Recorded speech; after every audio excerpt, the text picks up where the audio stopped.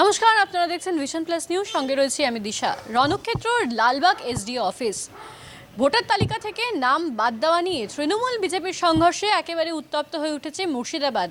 জানতে পারা যাচ্ছে যে একাধিক কয়েক হাজারেরও বেশি 7 নম্বর ফর্ম ছিঁড়ে পুড়িয়ে ফেলা হয়েছে তৃণমূলের পক্ষ থেকে, এবং এই ঘটনাকে কেন্দ্র করে কিন্তু পাল্টা তোপ দেখেছে বিজেপি। কি বলছে শাসক বিরোধী দুই দল শোনাবো।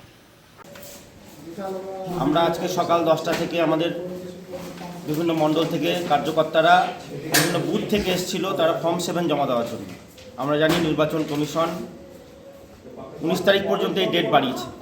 বিগত দিনও আমরা এসডি অফিস এসেছিলাম, এসডিও সাহেব বলেছিলেন যে ফর্ম 7 10টার বেশি জমা দেওয়া হবে না এবং সেই 10টা বিএলওকে জমা দিতে হবে, উনি নিতে পারেন না।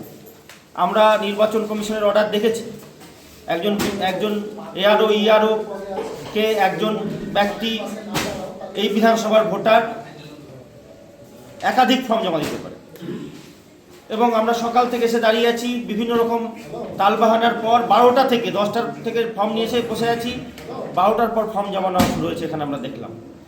তারপর হঠাৎ করে দেখছি তৃণমূলের নেত্রী শাওনি সিংহ রায়, তার নেতৃত্বে অনেক গুন্ডা বাহিনীকে নিয়ে লাঠিসোঁটা নিয়ে এই এসডি অফিসের মধ্যে ঢুকে আমাদের কার্যকর্তাদের কাছ থেকে ফর্ম 7 কেড়ে নিয়ে ছিঁড়ে দিল, বাইরে নিয়ে গিয়ে পুড়িয়ে দিল পুলিশের সামনে। পুলিশ কোনো বাধা দিচ্ছে, পুলিশ ঘুরিয়ে আমাদেরকে বেরিয়ে যেতে বলছে।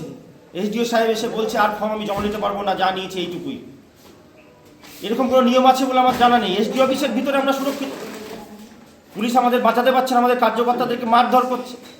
এখন দেখুন টেবিল ফাঁকা, ফর্ম জমা নিতে নিতে উনি সব স্টাফকে তুলে নিয়ে চলে গেলে আর ফর্ম জমা নেবেন না। আমরা এখানে লুকিয়ে আছি। আমরা বাইরে গেলে অসংখ্য মানুষকে জড়ো হয়েছে, তাদেরকে ফাঁকা করার মতো এই পুলিশ প্রশাসনের ক্ষমতা নেই। তারা আমাদেরকে এর মধ্যে বেরিয়ে যেতে বলছে আমাদের কার্যকর্তাকে, ফর্ম সঙ্গে নিয়ে। এদের জীবনের দাম নেই, ওনারা এই জমায়েত ভাঙতে পারছেন না। এসডিও অফিসের চত্বরের মধ্যে এসে মারধর করে যাচ্ছে, পুলিশের সামনে এসে মারধর করে যাচ্ছে। অথচ আমাদের এই ফর্ম জমা নিচ্ছে। ফর্ম জমা নেওয়ার মতো ক্ষমতা নেই এসডিওর। কি অসহায় অবস্থায় তৃণমূলের জামানায় এদের। পুলিশ আমাদের ঘুরিয়ে আমাদের দোষারোপ করছে, আমাদের বলছে ভিডিও করা যাবে না, অথচ অন রেকর্ড সিসিটিভির মধ্যে লাঠিসোঁটা এনে আমাদের কার্যকর্তাকে মারছে, আমাদের ফর্ম ছেড়ে দিয়েছে এবং ভাঙচুর করেছে। আমরা দেখেছি ইলেকশন, এখানে যে ইলেকশনের দপ্তর আছে এসডিও অফিসের মধ্যে, এসডিও নিজেই আর তার যে দপ্তর সেটা ভাঙচুর করলো। এসডিও আমাদেরকে বলছে আপনারা এফআইআর করুন, উনি করবেন না। উনার দপ্তরে এসে ফর্ম ছিঁড়েছে, আমরা জমা দিয়েছি ওনাদেরকে 37,000 ফর্ম জমা দিয়েছি। সেই ফর্মে রিসিভ দিতে পারেনি, রিসিভ করছিল ওনার স্টাফরা।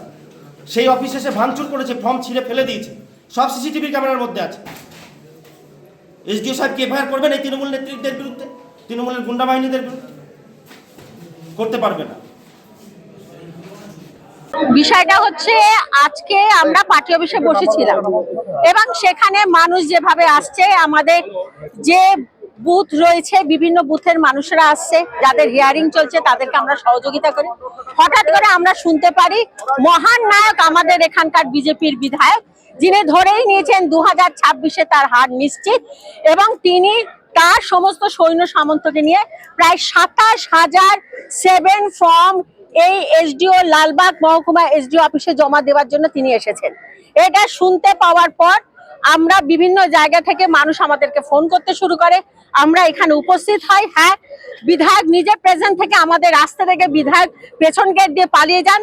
তার ছেলেরা ব্যাগে ভর্তি বাজারের ব্যাগ ভর্তি করে এই 64 নম্বর বিধানসভার ভোটারদের হয়রানি করার জন্য এখানে ফর্ম 7 জমা দিচ্ছে, যাতে তাদেরকে হিয়ারিং করানো হয় এবং ভোটার লিস্ট থেকে যাতে তাদের নাম বাদ দেওয়া হয়।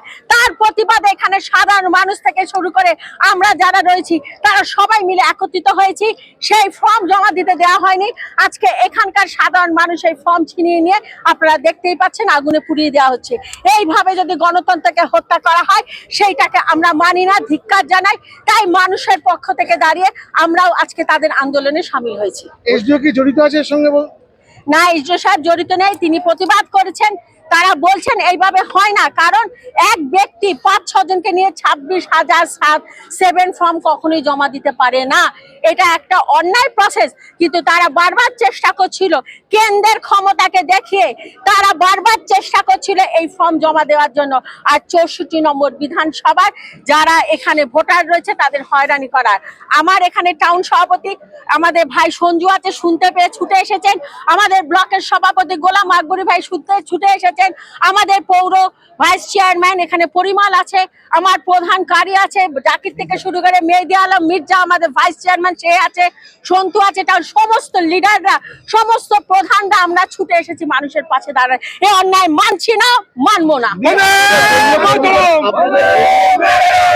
দলীয় কর্মীদেরকে মারধর করা হয়েছে, এরকম কি ঘটেছে? আমাদের দলীয় কর্মীরা প্রথমে যখন ঢোকে তখন ওরা আমাদের কর্মীদের গায়ে আঘাত দেয়, কিন্তু আজকে কাতারে কাতারে মানুষ আমাদের পাশে এসে দাঁড়িয়েছে, তার প্রতিবাদ করেছি আমরা তাদের 7 ফর্ম ওইভাবে দেখুন আগুনে পুড়ছে, সাধারণ মানুষ এই ফর্ম পুড়িয়ে দিয়েছে। এখনো কি এসডি অফিসে বিজেপি কর্মীরা আছে? আমরা বলতে পারছি না, আমাদের এই আন্দোলন জারি থাকবে।